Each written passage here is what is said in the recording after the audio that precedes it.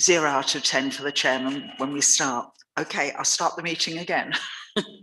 Good evening, everybody, and welcome to Biggleswade Town Council. This meeting will be filmed and live streamed to YouTube, and by your presence, you're deemed to have consented to be filmed and to the use of those images and sound recordings.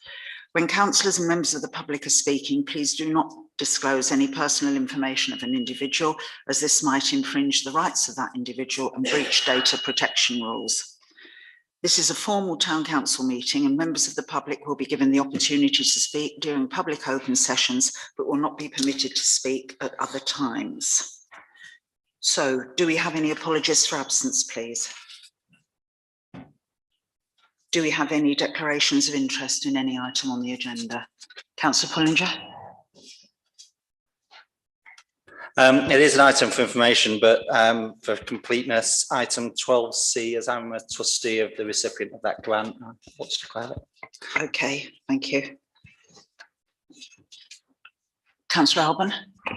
Yep, item 11A, is a non-pecuniary interest, and 11G, which is another planning application, so fairly near where I live.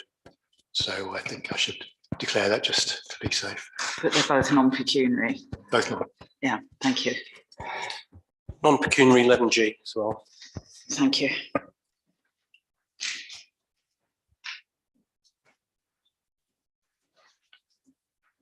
Okay, nothing else? Thank you. I'll go on to the town mayor's announcements. Just a quick point of order. Just on the screen recordings, could we just ask that those who have joined us perhaps could just turn their cameras off until they're invited to speak, only because it messes with the recording on YouTube, if that's okay, please.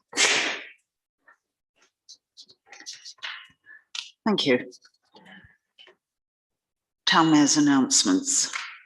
I just wanted to say a word about the Ukraine, because we've got people of both Ukrainian and Russian origin in our community. And I know that they and the situation in the Ukraine are in our thoughts and prayers at this awful time. To go on to the more mundane, on Sunday I attended the Mayor of Dunstable's civic service at the Priory Church with a reception afterwards in the church hall. It was good to catch up with colleagues from other councils and to discuss mutual concerns. Moving on to the neighbourhood plan, Central Bedfordshire raised a formal query with us about the first homes policy and whether it's a requirement to have such a policy in our neighbourhood plan. Our consultant's advice is that it does not apply, and he drafted a letter which was sent to CBC under the Regulation 16 consultation, which means that it will be submitted to the inspector. We've now received a response today from CBC saying that they will not object to the neighbourhood plan or state that it does not meet the basic conditions required. However, the CBC Regulation 16 response will state its own policy on first homes and the advice it has received about neighbourhood plans. CBC say that it will be up to the examiner to determine the correct approach. And we've not yet been told about possible arrangements for the examination of the plan. And finally, there was a meeting yesterday about access to the station and the transport interchange. Contractors have been appointed for both projects and detailed designs are being produced. We ask that those designs be shared as soon as possible, and I reiterated the concern about the design of the bus shelters for the interchange. The recent work carried out was to clear trees from the site before the bird nesting season. GTR reported that the new cycle storage facility is in progress and should be completed by mid-April. The new toilet facilities are still being discussed, and unless the toilets on the platforms can be brought back into use, there's insufficient space for male, female, accessible and changing place facilities. Network Rail confirmed that the new access to the station should be open by June 2023, and CBC that the transport interchange should be completed by next March.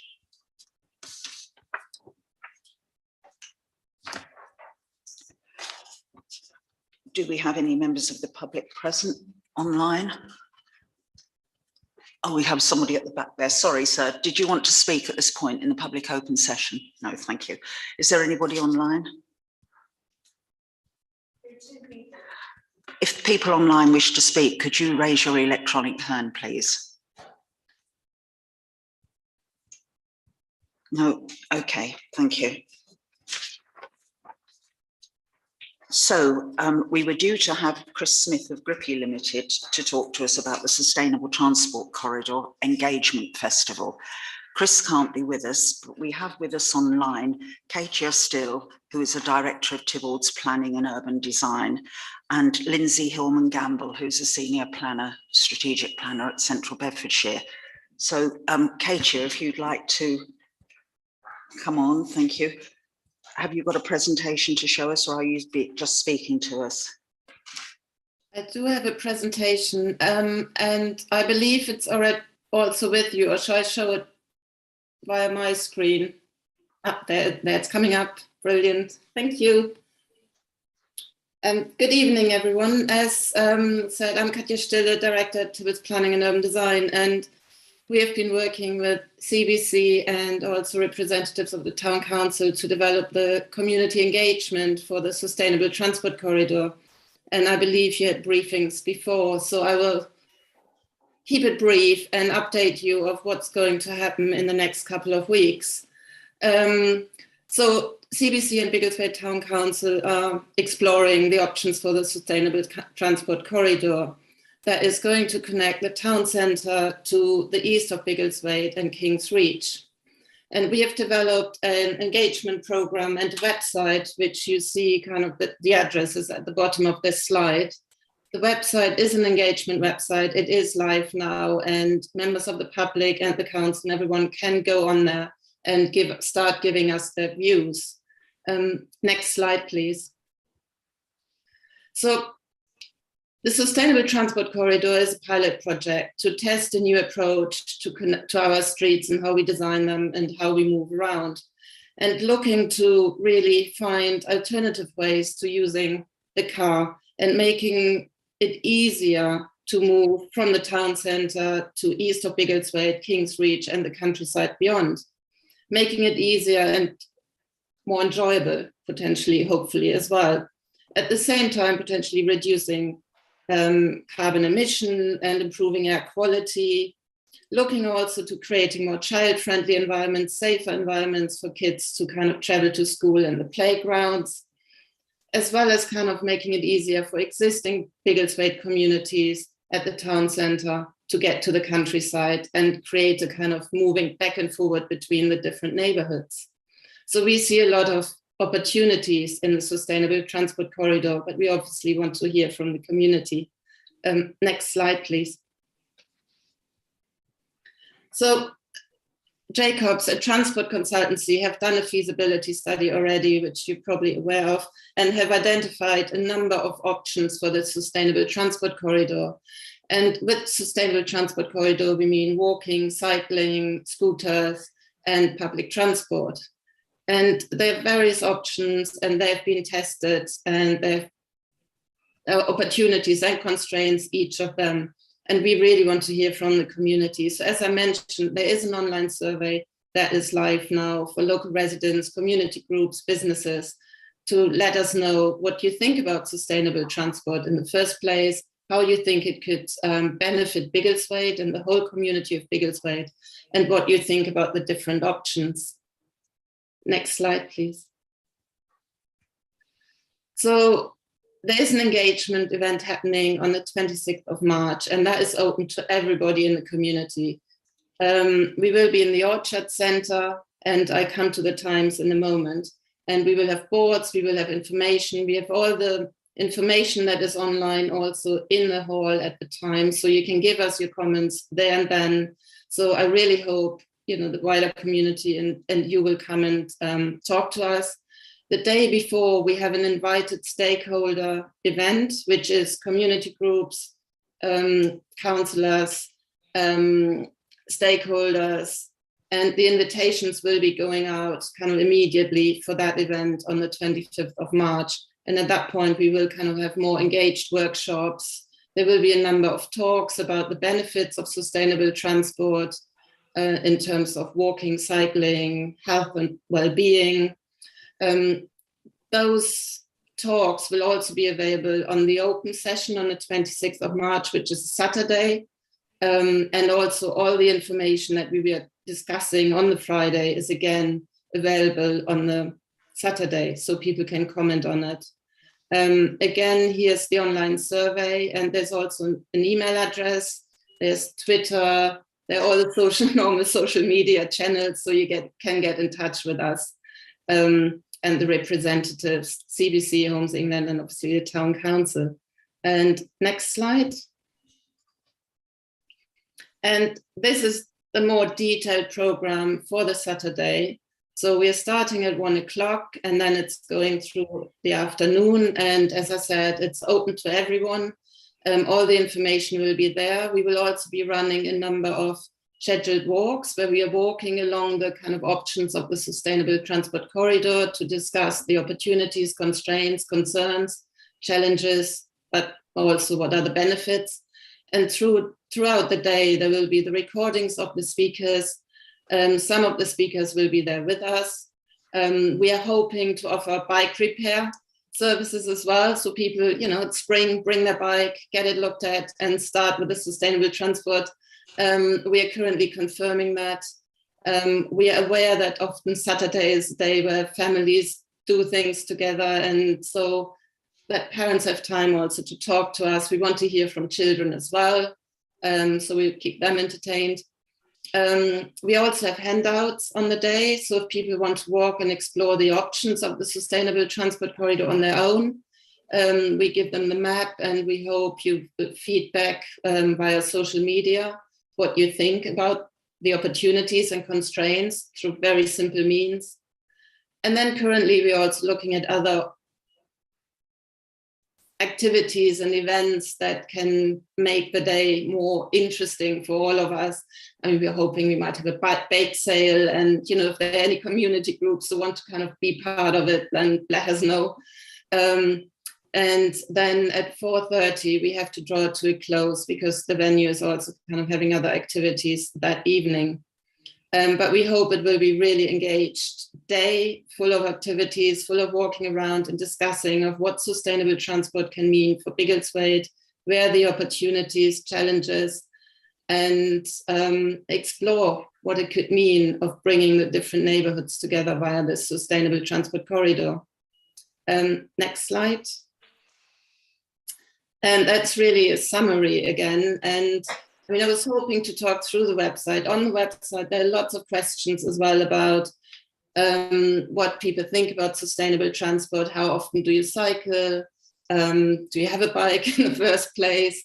What would convince you to kind of do or engage in more sustainable and active transport? So it's not just about the options, it's also about kind of the wider aspects. And it's really trying to test the appetite for the sustainable transport corridor and moving to more sustainable modes of transport, active walking, scooter, all the different ways we can move around without the car. So again, here's a summary. There's the website on the slide. The event is on the 26th of March. We will be there, and me and my colleagues and a number of speakers and experts from different fields. And yeah, we really hope to see you there and happy to answer any questions. This is really a short summary of what we are going to do. I hope that kind of meets your agenda today, but I'm happy to answer any questions and tell you more about it in detail or talk you through the website. Lindsay, did you want to add anything? No, not at the moment. I think you've covered that really well, Katja. Thank you. Okay, before I ask for questions from colleagues, I think the key thing for us as councillors are the proposed routes and the feasibility of those proposed routes. So when you send the invitations out to us for the 25th, it would be really good to have that map of the possible routes with the invitations so that we can consider the pros and cons of those different routes. I think people in the room are very well aware of sustainable transport and of walking and cycling. and don't need to be convinced of that. But as I say, the real issue for us are the routes and what that means for the community. So if you could manage to do that, Katya, it would be great. Yeah. Sorry, just to, I mean, the routes are available on the website right now as well, if you don't want to wait. But yeah, we will certainly do that. Okay, well, until just now, I certainly didn't even know there was a website, so I certainly didn't know what was on it. Yeah. Okay, colleagues, questions, please. Councillor North. You're standing up still, aren't we? Can you explain to us the difference between a sustainable transport corridor and a cycle lane? Thank you. Yes, I think for this project, the way we define sustainable transport corridor is that it takes a wider view. So it is not just about cycling, but it can take public transport. If we think about, scooters, they're constantly kind of evolving modes of transport that are not the car. So it's a much wider scope, I would say, rather than just a cycle lane. Can I follow up? Yes, please. Well, so is the implication then that these sustainable transport corridors would not allow private cars or presumably commercial vehicles at all? It would just be what you just listed would be the only traffic allowed along it. Is that correct? That is the idea, that there is, I mean, there might be lanes next to each other depending on which option it is, but the idea is that there's one corridor, one lane.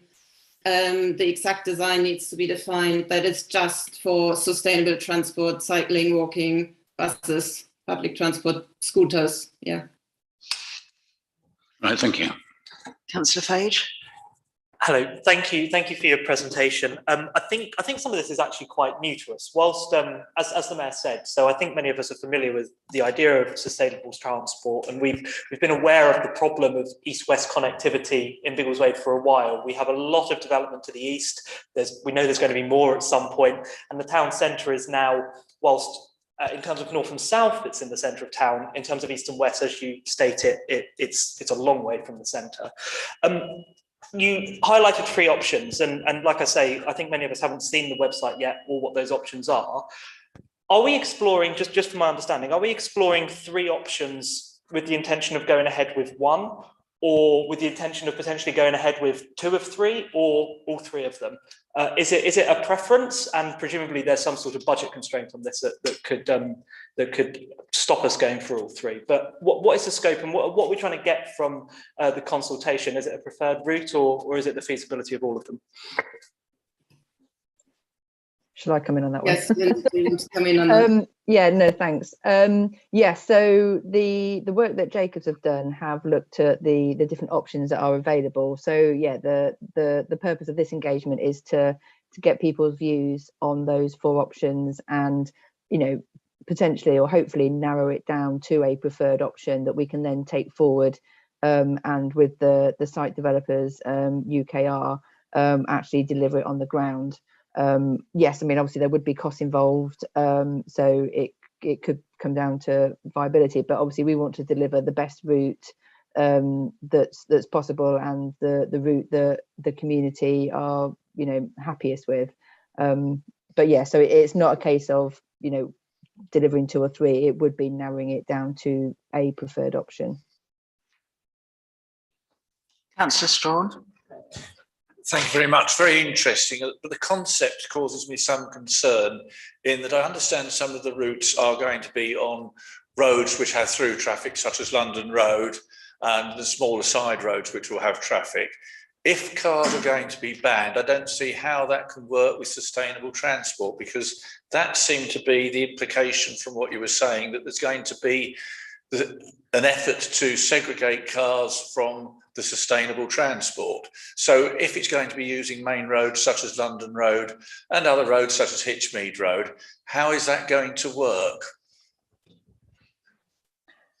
I think there would be, I mean, again, obviously looking at which option is taken forward, I think there would be an element of using existing roads as well.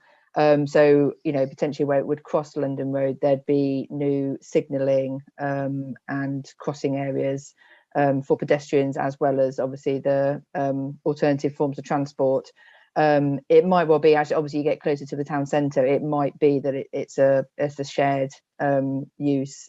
But obviously part of what we want to kind of look at as part of this engagement is people's appetite for things like autonomous buses and things like that in the future. So starting off in the first instance with like the walking and cycling and the scooters and everything that Kasia was talking about, but also the potential to consider in the future more autonomous buses and shuttle buses running from the town centre to the new housing areas and vice versa. And they would obviously need to also use you know, some of the roads if that's taken forward as an idea in the future. Just to add to that, and I mean, you raise a really valid point, and a lot of you know, some of the streets are really narrow and they have on-street car parking. So there are a lot of challenges and constraints on any of these routes, as it is a built-up environment and, you know, an existing place. And I think that is particularly why we want to talk to people at the moment, to find out what their concerns and worries are, because they live on these streets, they use them every single day, and to hear what they think, and therefore then be able to address some of the challenges, constraints and concerns in the next design stages. Thank you. Councillor Ramsey, please, and then Councillor Fage. I apologise. Good evening. I apologise if I have misunderstood, because the acoustics in this chamber are not very good. But I'm getting the impression that you're going to have scooters, pedestrians and cars all sharing the same road, or are you going to have a separate lane for pedestrians? Or you talk about challenges, but does that mean that all the traffic is going to be mixed through the same corridor? How are you going to separate people? I think at this point that isn't decided yet, exactly how what the corridor looks like and how different modes of transport are segregated. I mean, I hear your worries, and I know putting bikes and pedestrians together is often not a good idea, or bikes and cars. But that will come out through the next detailed design stages, and we hope to hear these concerns. And at this moment, it's very high level, and that detailed design work hasn't been done. Councillor Ramsey again. Yes, I heard the word cyclists, but they're not all travelling along at 5 miles an hour. Some of the cyclists are going, I'm not blaming them, but they are going very fast. They've got the lightweight bikes, and they can be as much, if not more, of a hazard to pedestrians than cars are. Sorry, did you hear that? Yes. Yeah, the cyclists are travelling now as fast as some of the cars. They're even more of a hazard for pedestrians or people just out walking than a car might be. You can't lump cyclists and pedestrians in the same way. Even on our footpaths, we have separate lanes for cyclists. You cannot just put them all in one road and say, right, this is a transport corridor. It really doesn't work like that. Yeah, I mean, I absolutely agree. And there are a lot of conflicts between cyclists and pedestrians. I mean, I think the sustainable transport corridor has to be designed in detail so it works for everyone and everybody is safe. And but I think at this point, the detailed and how exactly different modes of transport are segregated one another hasn't been designed. I think the aspiration is certainly to create a safe environment for all the different modes, but I can't give you the answer because that detailed design work hasn't been done. Okay, did you want to come into Councillor Fage? I was only going to be very brief, but thank you. I've had a very brief look at the website, albeit on my phone, and I think it looks like an engaging questionnaire. And it's clear what you're trying to do is to build up that intelligence as to what people would like to see from a sustainable corridor in Biggleswade. And I think obtaining that initial view of the public before coming to a decision around which option is best is probably very sensible.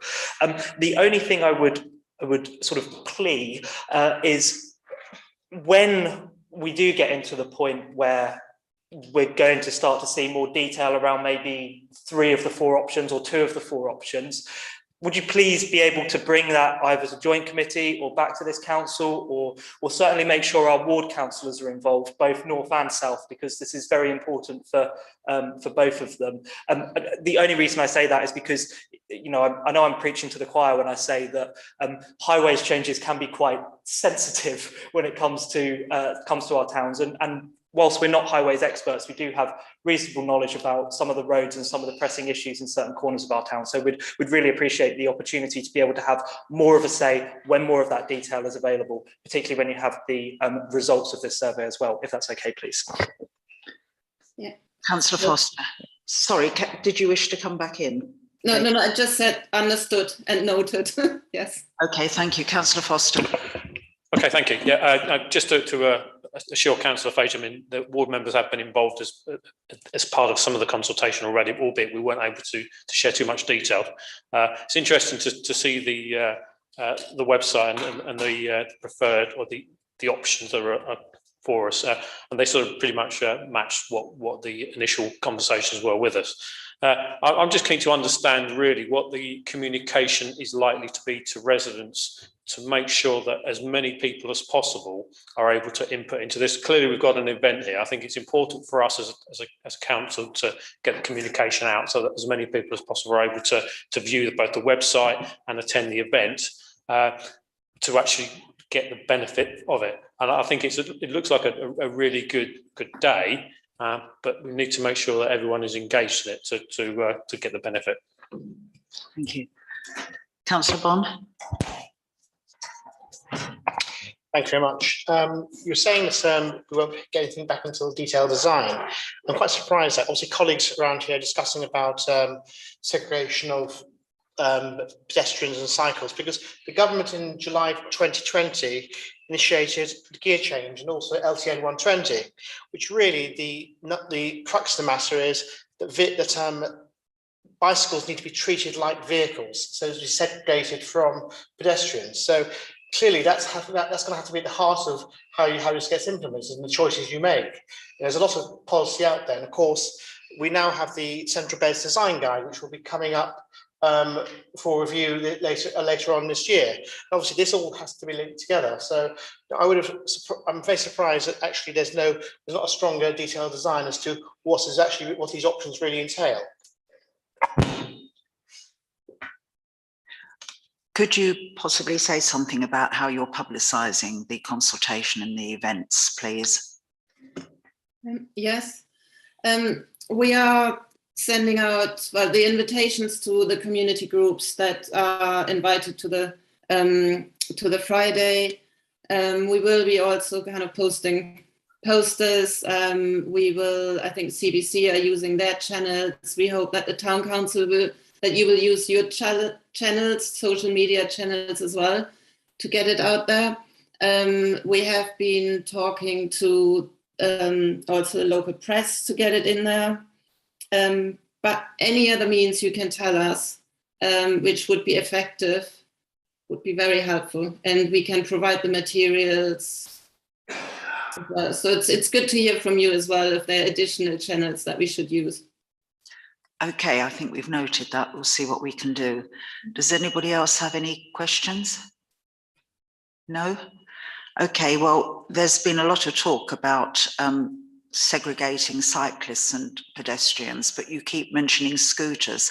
And because some of the people on the scooters tend to be quite young, they are quite reckless. And I think people are, if anything, more concerned about scooters on footpaths than cycles. So I think that's something that really needs to be considered as well.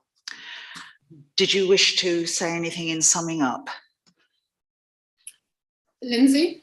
Just, well, obviously, thank you for inviting us to come along and present to you today. And as Kasia said, if you've got any suggestions as to how we can get the information about the events and the website out any further, we'd obviously welcome those. I don't know whether you've got like a Facebook page or anything like that. We're obviously happy to provide some information to be shared on there.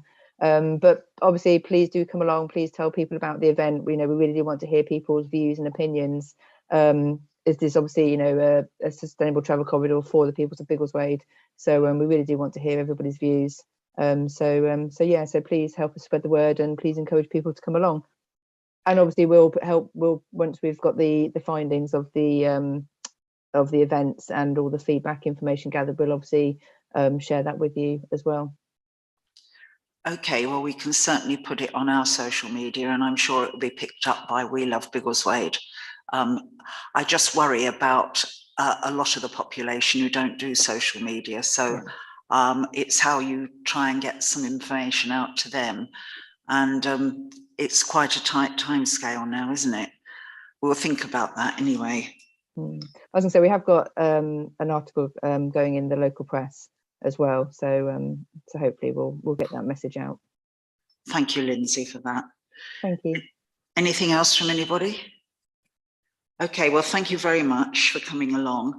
I don't know, Lindsay, whether you were aware of a consultation not so long ago about sustainable transport in Biggleswade that was done by the Transport Planning Society.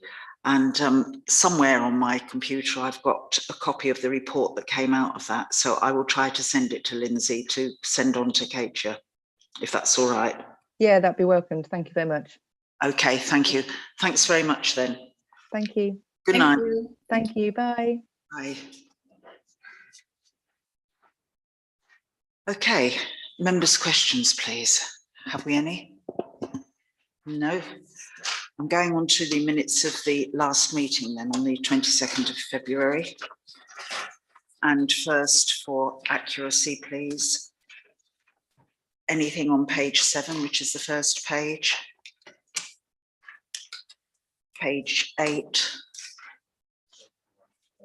Yes, sorry. Sorry, page 7. I'm not listed as attending when I was there. Because I'm later on asking the question.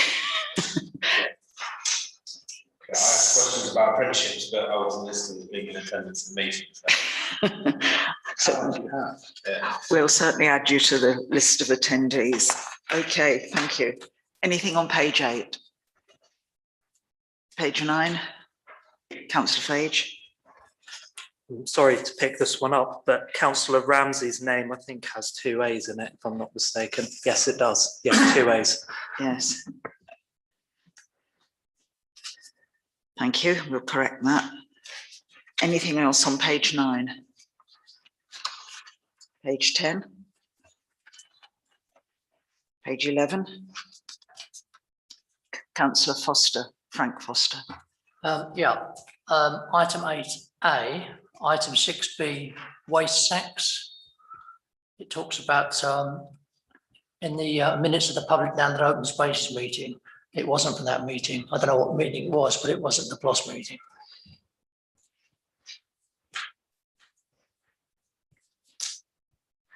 Okay. Yes, I'm not quite sure. I think the top sentence shouldn't be there, should it? Because we've got a we'll look at that, get that in the right place. But I can see what you're saying, Councillor Foster. Sorry. Anything else on page 11? Page 12? Page 13? Councillor Fage? Yes, so following on from item 10D at the top of the page. So the Town Council wishes to make 3 further observations, and we've only listed 2. I have checked the website. I know that the wording that went to the planning officer is correct, but just for completeness, if we could just make sure that it's minuted. We've basically missed off the point about asking for about section 106, which is quite important. About what, sorry? About section 106 for the substation. Okay.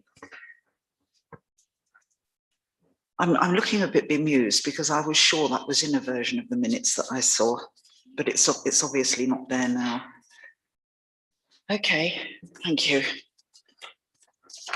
Anything on page 14?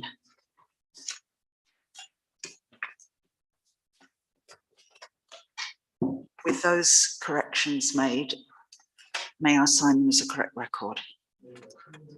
Thank you very much. We have the minutes of the town centre management meeting to note. Would you like to say anything, Councillor Knight? Just one thing, thank you. So really, in relation to the Queen's Platinum Jubilee, I'd just like to report that Councillor Grant Fage and I are now having weekly informal meetings with officers. We're making good progress towards plans, and we will report further details soon. Thank you very much. Are there any questions on those minutes at the moment? So can we note them, please? Thank you. And then the Personnel Committee minutes. Do you wish to say anything, Councillor Woodhead? No, I'm fine, thanks. Are we okay to note them? Thank you. Okay, so I'm going back to the Town Council minutes, and we're on matters arising. Is there anything on page 8 of the papers? Page 9, page 10, page 11,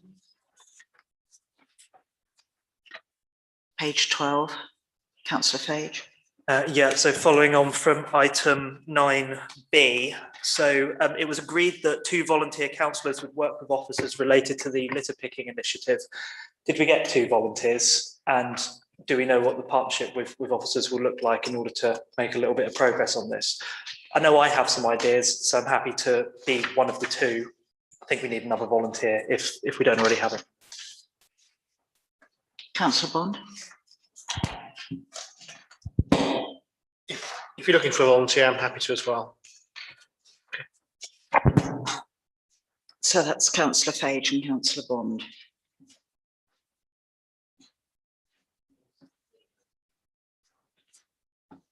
Okay, anything else on page 12? Page 13? Or page 14?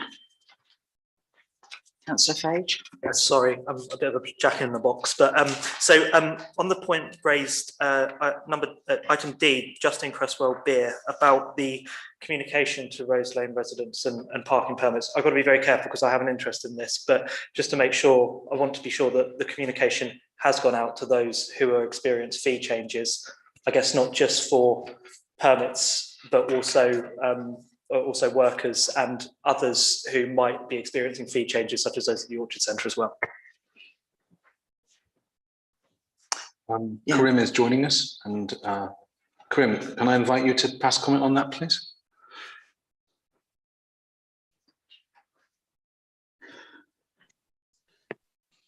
Yes, so on the fee permits increases, we have Wilma has set out the complete list of those, and we are making progress on it.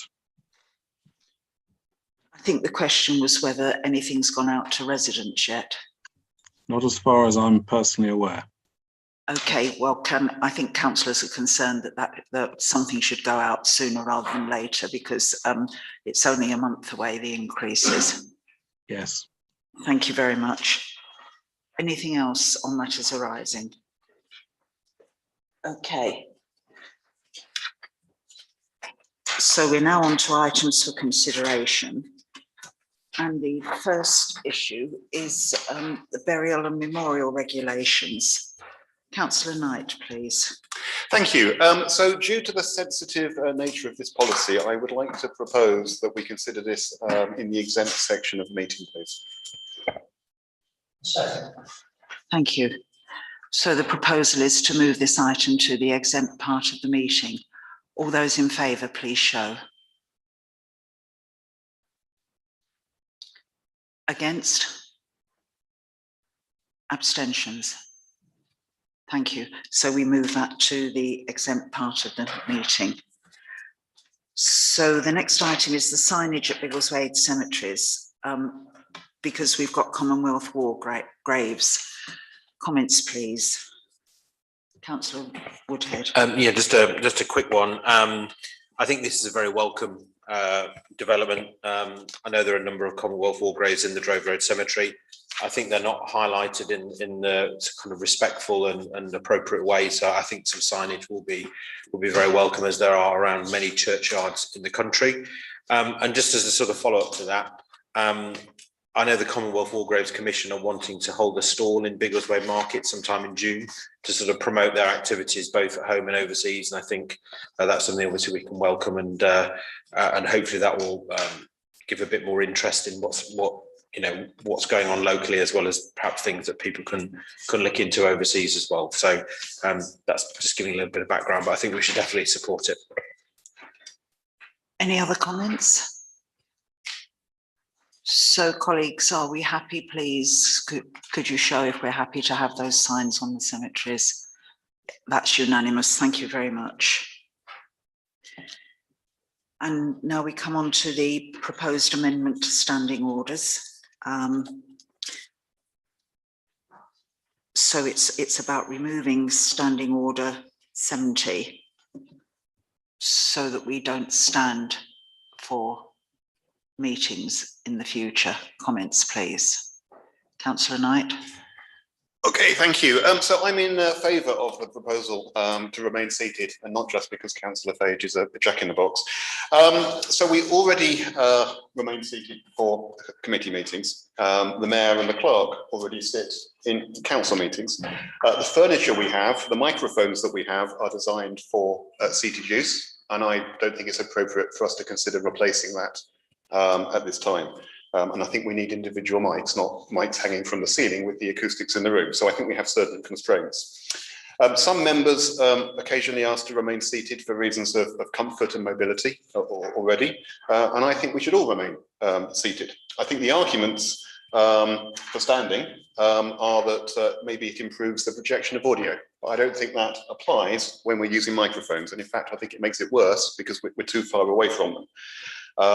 We need the microphones, not just for the room, but for the online meeting as well, to make sure that's effective, and the YouTube videos, and they're simply not designed for standing up. Tall members, we have to hunch over the mics. Sometimes people expose rather too much skin. And I think in relation to diversity and inclusion, I think we shouldn't expect members that have difficulty standing to have to draw attention to themselves and ask for concessions or be disadvantaged. So there are some counter arguments. I'm sure we'll hear them. I mean, one of them is that by standing, only one person speaks at a time. Actually, I think we're a very disciplined group. I think by and large, only one person does speak at a time. And with the mic, only one person turns the mic on. So I don't think that's a valid argument. So that's why I'm in favour of the proposal. Thank you. Is that seconded? Thank you, Councillor Pullinger. Do you wish to speak?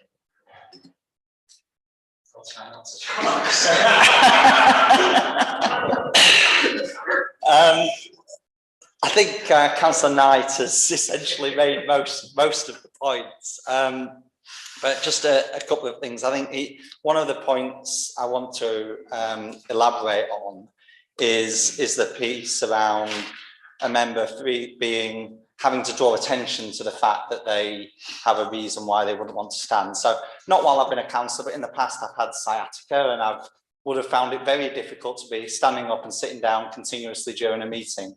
But I wouldn't particularly want to draw attention to that, to the members in this room, or even certainly not to the wider world who will be watching it online. And I think all of the arguments that could be made for standing are negated by the very simple fact that we only do it in these meetings and not in our committee meetings, and not everyone does it anyway. So I think we are not the House of Commons. We're not laid out like that on benches where you need to stand to be heard. We have the technology. We're designed in the way we sit to be in a committee where it is more appropriate to be seated. And the final point is just more from a practicality point of view. So in the past, most people, when they're speaking, certainly would be referring to papers which you can pick up and talk to. Certainly myself and obviously Councillor Knight, we have our notes on our laptop. So I could be stood here holding a laptop, and it's not practical though, realistically, to be doing that in meetings. We don't have these slanted desks designed to be stood like you do in other places. So I just think it is absolutely the right thing for us to remain seated in these council meetings. Does anybody else wish to speak? Councillor Strong. Right, dinosaurs are extinct and I'll be very soon. I actually think it's a good thing that we do stand. It's showing signs of respect. The standards in this council chamber have gone down over the years. Maybe that's a good thing, maybe that's a bad thing in terms of presentation and dress and speaking. At the moment, anybody attending this meeting, whether it's physically present or online, can tell exactly who's speaking. That is me, because I'm standing up. It's very difficult sometimes for members of the public to actually tell who is speaking if we're all sitting down, all with our little microphones. And we should be quite capable at our age of being able to speak clearly, loudly, and being heard. The microphone is at the moment on, but I hope that I'd still be heard in any event, regardless of that. I think that everybody knows who's speaking. It's not quite as clear when sitting down. Yes, I've got sympathy for people who may not be able to stand for health reasons or otherwise. I've had that occasion in the past where I've had a leg implant, which at a council meeting, which isn't particularly easy, but it's fairly obvious why I couldn't stand. We had a former town mayor, in fact, who always stood, notwithstanding the fact he only had one leg. I think that there are physical things that make it impossible. I had a condition a year or two ago which would have made it very difficult for standing. Those people should be exempt, but we've just got to accept that. If it causes people difficulty, I would bow to that opinion. But I don't see any reason why we shouldn't stand. It enables people in the chamber to see exactly who is speaking, and it enables the public on video to see also. It's much clearer. As to the difficulties with the microphones, in the past there were no such things as microphones to be there, and people could be heard in a lot bigger room than this. But that's my personal opinion. Thank you. Councillor Thomas. I kind of understand what Councillor Strawn's saying, but I think people online can't hear us without the microphone. And there's a lot of sort of misinterpretation when you're on the other end. I've watched a few back and sometimes it's a bit muffled. So you do need the microphones, and you can, that's the reason for standing.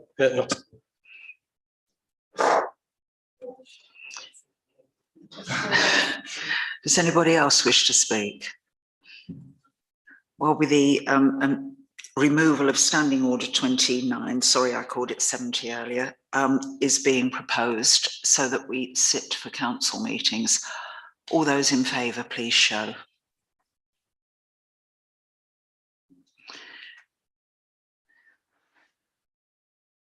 That's 8. Against?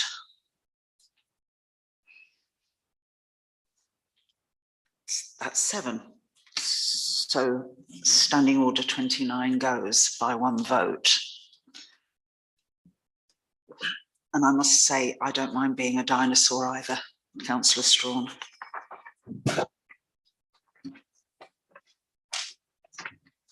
Okay, financial administration, Councillor Pullinger, please.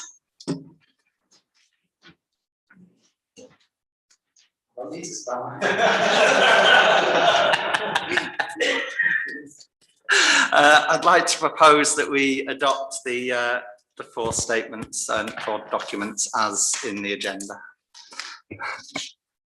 Thank you. Is that seconded? Thank you. All those in favour of adopting the accounts as shown? I think that's unanimous again. Thank you.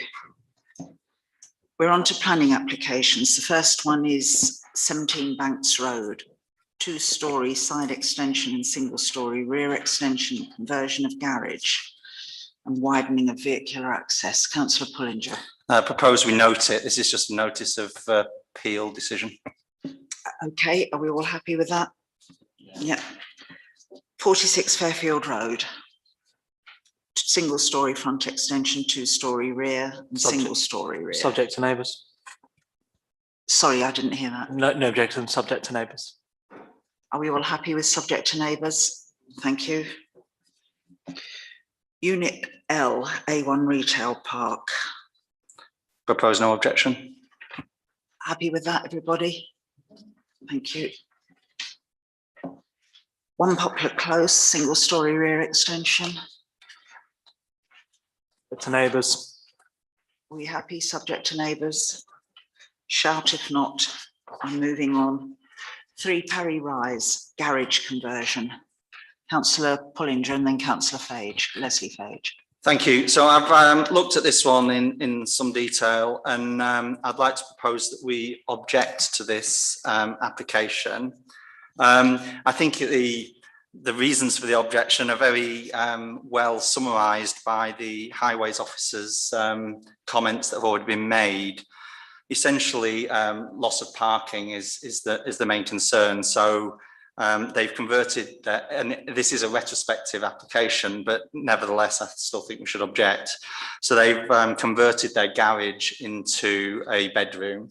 There is no other off-street parking available on the site, and therefore it drives the occupant to use the nearby parking that's designated or intended for visitors to the area, which subsequently then pushes that any visitor parking onto the street, causing potential obstructions for service and delivery and emergency vehicles. So I think, as I say, we should object to this application on those grounds, and we should add into the objection that we fully support the comments made by the Highways Officer. Do I have a seconder for that? So Councillor Fage, you wanted to speak anyway, please.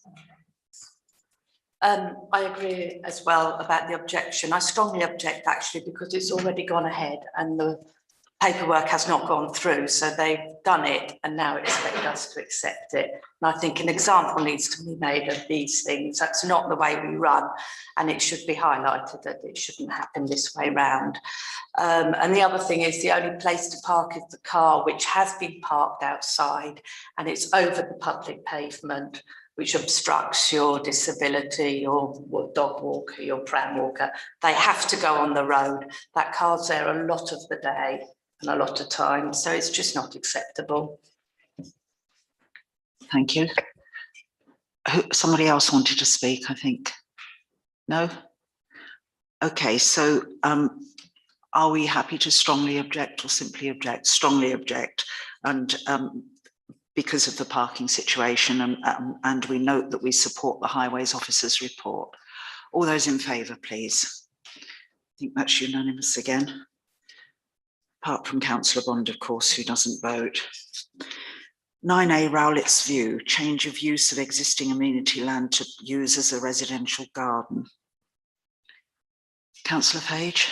I've had a look at this. It sounds a bit suspect, but I think it's absolutely fine. So somebody has acquired some land behind. So Rowlett's View, for those who get a bit confused with new roads in Biggleswade, it's just off of Sandy View, and this property backs onto basically phase 2 land north.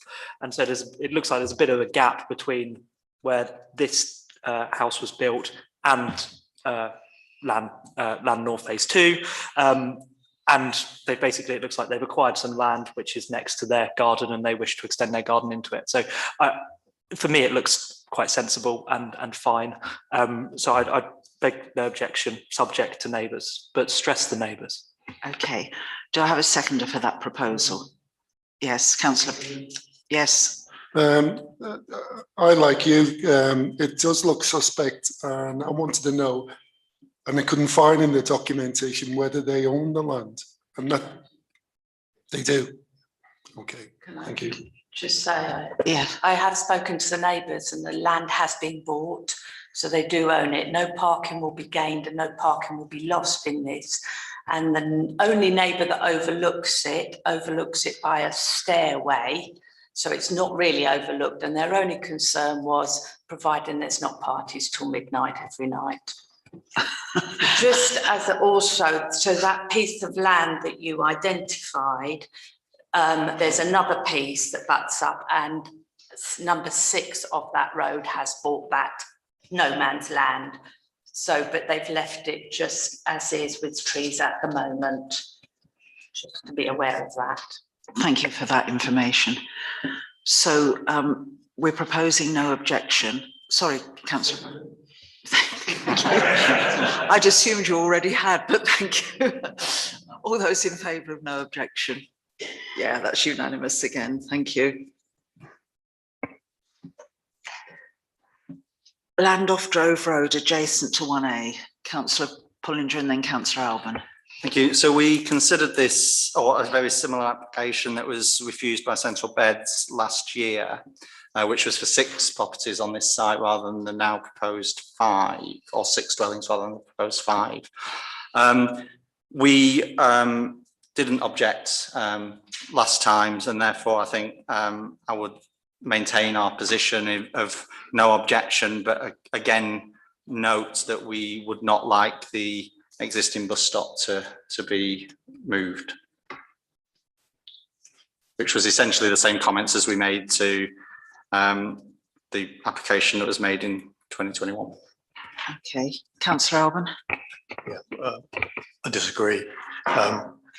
There are concerns outlined by the officers in the papers. The first one is refuse collection, because the refuse lorry won't be able to use the access road. So the bins will have to be brought out onto the road.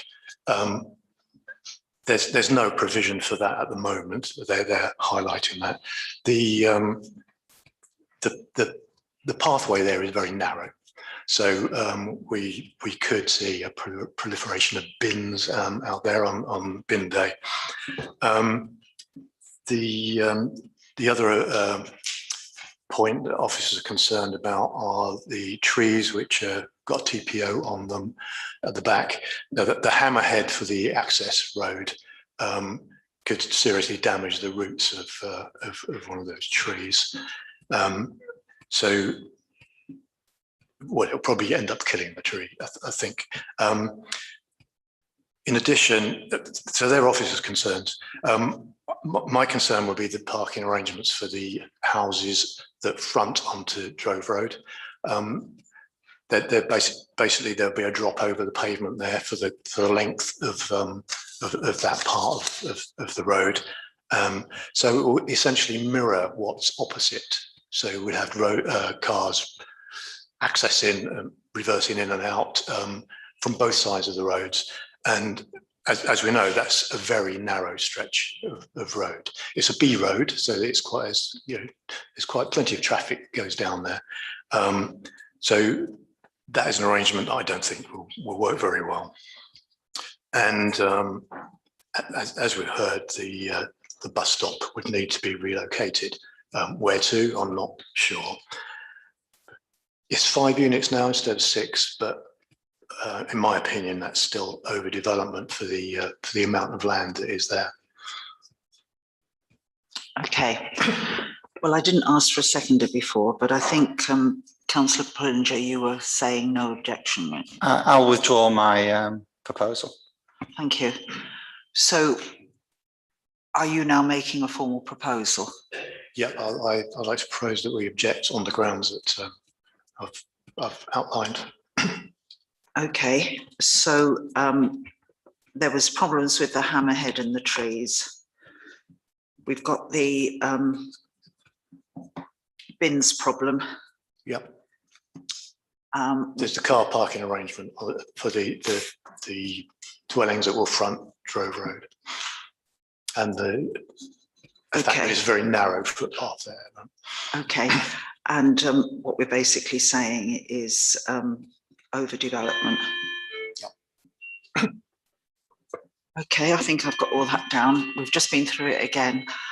Does anybody else wish to speak before I take a vote? Councillor Page? I totally agree with Councillor Alban on it all, and I'd just like to take into consideration that junction where Eagle Farm Road is and the busy times at the schools. That's got to be acknowledged with extra traffic coming in and out. Are you happy to add that, Councillor Alban? Yes. Yeah. Councillor Brown? It's also from recollection, there's 5 properties but 4 parking spaces. Based on what we've said in the past, that isn't good enough. So that's another issue, insufficient parking for the properties. I don't think that's, unfortunately, I don't think that's quite true. I think there are 2 spaces per property, if I'm not mistaken. Is there not? Oh, it looks like the gentleman over there looks like has a point. Propose that we temporarily remove standing orders to allow the gentleman to speak. Sorry. Is everybody happy with that? Sir, would you like to say something, and could you use the microphone in front of you, please? Yeah, sure. There are 2 parking spaces to each property, just to outline. And at the rear, I don't know if you read the report, but there's cell web being used on Hamhead, which is effectively, it's laid down on the tree roots, so there's a full tree constraint survey that's on the website. And also the bin situation is on the planning drawing to show exactly where they're situated. So they won't be on the public highway or anything similar. And also Central Beds have already asked for the path to be widened to 2 metres. So the path's going to get widened to 2 metres all the way along. And the other, I suppose the only point was the previous application was reversing it onto Drove Road, no objection. This time it's exactly the same, reversing it onto Drove Road if you look at the previous application. So just. I think we can only base our response on the documents that we've seen. Hopefully from what we've just heard, things will improve anyway, but we have a proposal to object on various grounds, mainly overdevelopment. And I think we need to take a vote on that based on what councillors have been able to see on the planning portal, but noting that things may change as this develops. So all those in favour of objecting, please.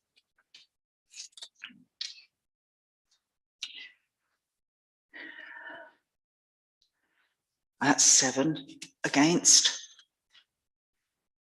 2 abstentions,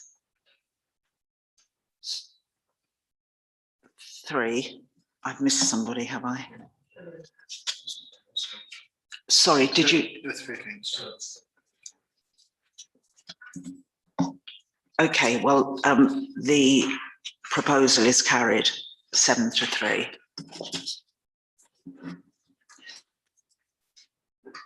Okay, we're on to items for information. And the proposed junction alteration, Biggleswade Road, Caldicot, when it comes out onto the A1. It's there for information. Does anybody wish to say anything? No? Councillor Page?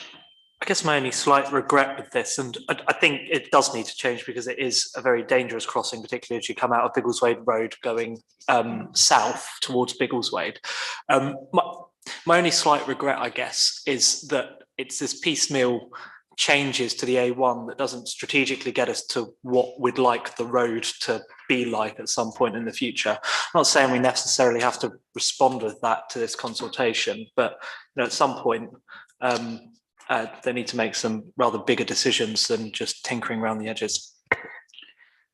I think the trouble with tinkering like that is traffic coming out of the new development, the factory units there, has either got to go all the way up to Sandy Roundabout to come back south, or they're going to go through Caldicot Village, neither of which are very nice for houses that are on the route. And of course, you've got the Beeston problem, where the houses are right against the A1. So it is tinkering piecemeal, and whereas it might solve one problem, it creates others. Councillor Alban.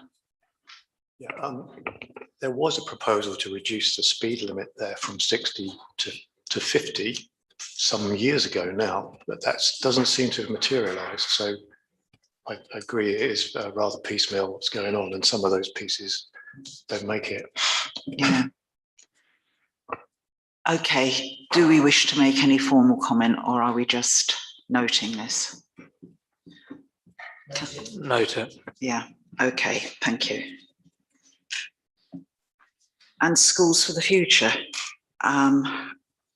We've received separate details about what's happening in Potton, and we can respond to that if we wish as individuals. Is there anything that council wishes to say about what's in front of us? No? No, Chair. I think councillor Foster, Mark Foster, if we can. Go on, you speak first. I think it's the report. It's pretty much self-explanatory. It details where central beds is in relation to the Biggleswade cluster. What I can say is that it certainly isn't hasn't been pushed back to any significant timescale. What is happening is that the consultation went out, and the central beds are reviewing the feedback from the consultation.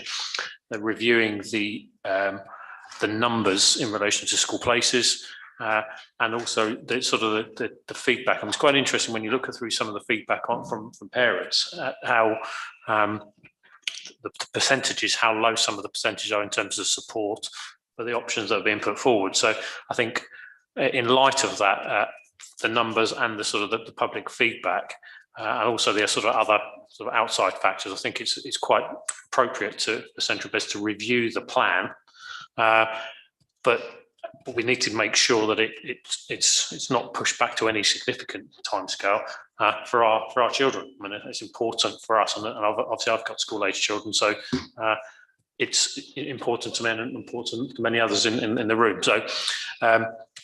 But when you look in the detail, I mean, and the whole central beds schools for the future project in general has been reviewed, and Biggleswade is part of that. But it's the numbers that I think are a factor as well as everything else. But it's not gone away. It's the fact that we're reviewing it and looking at other options rather than the initial proposals. Since you're involved in the way you are, Councillor Foster, is it possible for you to indicate when it might be a good idea to have somebody to come along to council and explain what the new ideas are, either coming to a formal meeting or, as we had before, an informal meeting was very useful when Sue Harrison and Sarah Ferguson came along. So if you I'm quite happy to take that way.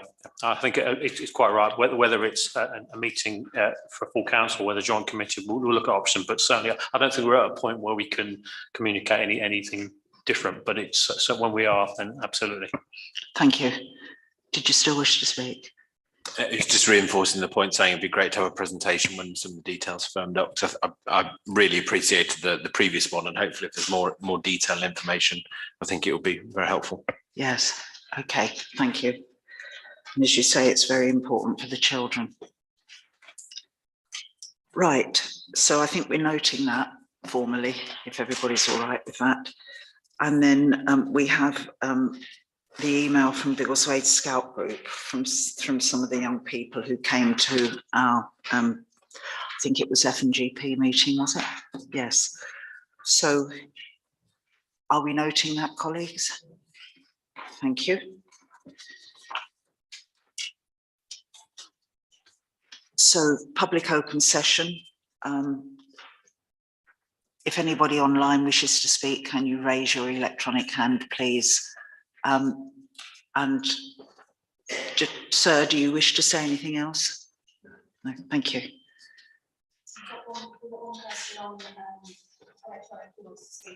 Okay, well, can you bring them in, please?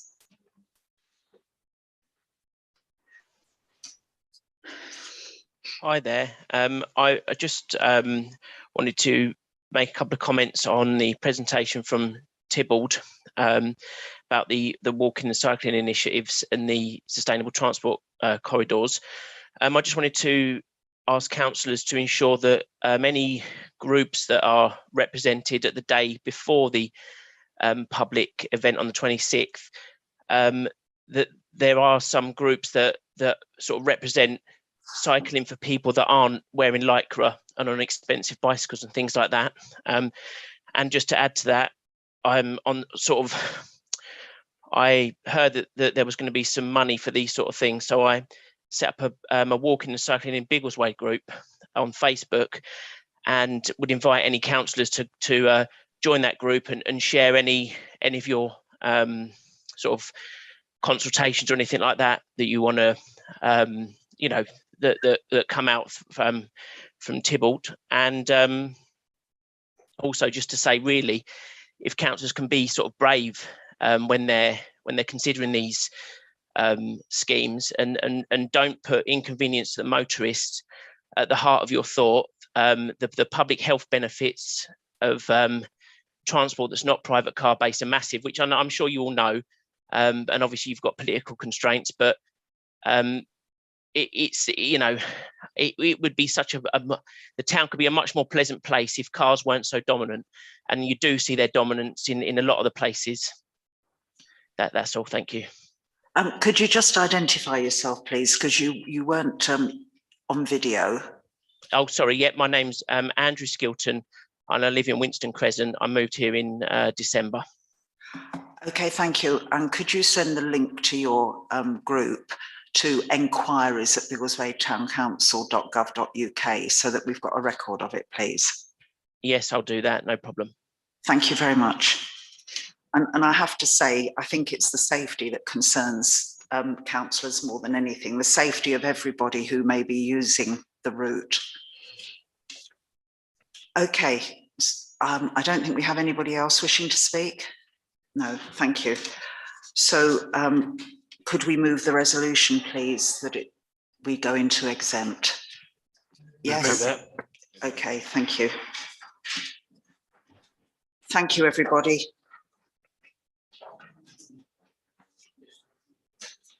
Still recording.